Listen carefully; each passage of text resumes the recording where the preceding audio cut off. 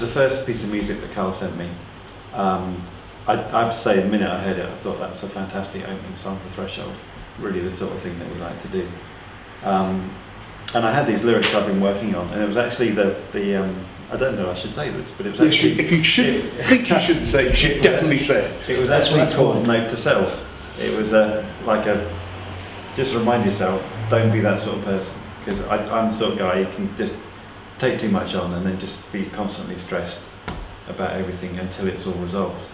And you end up being the sort of person no one wants to be with, because even though you're the one maybe getting everything done, you're just unpleasant because you're just stressed about everything. It's got to be finished, it's got to be finished. And really it was just a note to self. It's like, okay, don't be that kind of person that no one wants to follow because you're just so annoying to be around. And I hope I'm not that. I hope I'm not the sort of person. Very pleasant. But it's one of those lyrics, like, okay, you can be whoever you want to be in life, but be nice to be around, you know, deal with people well. And the middle bit of the song really, which you sound lovely on, by the way, where it says there's always bad to find, but put that from your mind and let it all unwind. It's really just saying, whatever you're doing, you're going to find stuff that's going to irritate you, you know, whether it's your singer or... Well, exactly. With the band, when it comes to the band, I do tend to be the irritating one. But I always feel have a role. I always feel that is the role of a singer. That's part of it, you know. But that's really the crux of the song. Is just, you know, whatever's going on in your life, just try and chill and just enjoy the good stuff, because there's always going to be good stuff. And just try and focus on that. So that's really the songs. It's more of a positive message than. I think in the past we've tended to rant a bit about politics and about injustice and that kind of thing. But instead of pointing the finger at the world, I think this album's more about pointing back at ourselves and saying, well, actually, what can we fix in here? So it's a bit more of a personal album in that way. Mirror, mirror, what do you see? A thousand faces staring back at... Unforgiven's got that lovely bit in the middle. I'm listening to that really, where we all kind of trip it down, you get that nice little yes. That real folky groggy bit. Unforgiven, of course, I know that. I love that section. As much as I love the fact it's a heavy track, we've just got this little breakdown in the middle, and it's just, for me that's almost the best part of the album. It's absolutely beautiful. You've got three little Damians all kind of doing these multi-backing vocals. Three little Damians. Imagine that. That's a good band name. And, yeah, beautiful part of the song. It's a song about forgiveness. It's a song about repentance as well. Because I think any relationship, whether you're in a marriage or in a band or in a company, in a family, anything, the longer you're with someone, it's possible to build up all these little unforgivenesses from things, because no one's perfect. We all do things to each other. Half the time we don't know we've done it. So you don't realise you've got someone going around in life stressing about something you did to them 10 years ago, and you don't even know it. So they haven't forgiven you, you haven't repented to them because you don't realise. And before you know it, relationships break down over these tiny things. And I always say, don't know, in marriages, just keep talking. Keep the communication going. Communication is a key. Get past all that stuff. It's a key to everything. It's key to, you know, and every level, isn't it?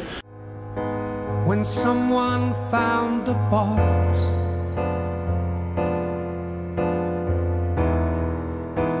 it promised. I love the box, I've got to say.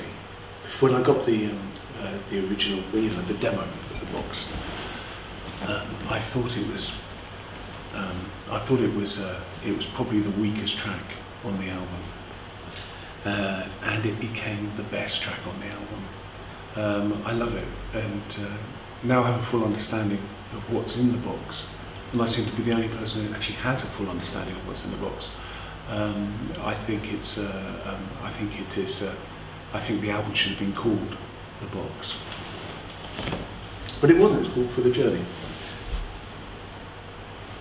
We could have done a box set. The box. You could definitely do a box set. That's a catchy title. That's good. But yeah, I think the box, I think, sums everything up. It sums up, in fact, the whole career and life of Threshold, I think, is summed up by the box. That's what the box is. It's everything. There's two people I spoke to about the song, were a couple of journalists who both wrote to me to say favourite song on the album is The Box, but I haven't worked out what's on the box. And even Mark said the same thing. How can you not? And I resolved then I will never reveal what's in the box. And so I told them what was in the box, because I'd had the same interview.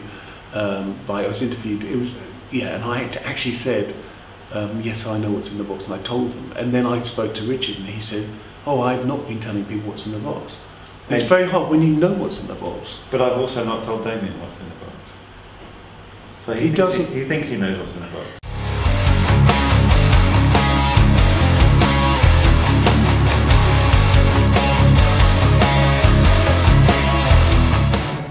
Turn to Dust is the first song that I wrote for the album.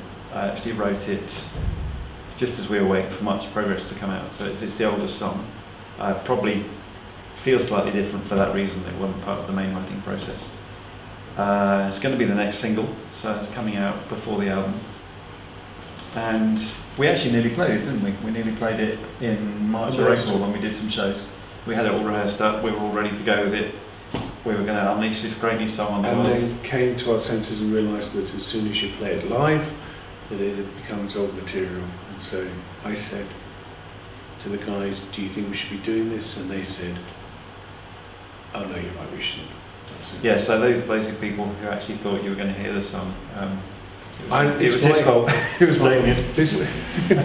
It's just tricky. In the old days, of course, you used to go out and you tour an album and you play everything, and you know, and no one, it wouldn't be anywhere other than in their heads, you know.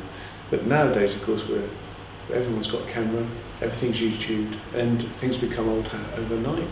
You know, you go and play a song once in a ropey style, and then you know it's out. It's presented that way, and it just becomes old hat too soon.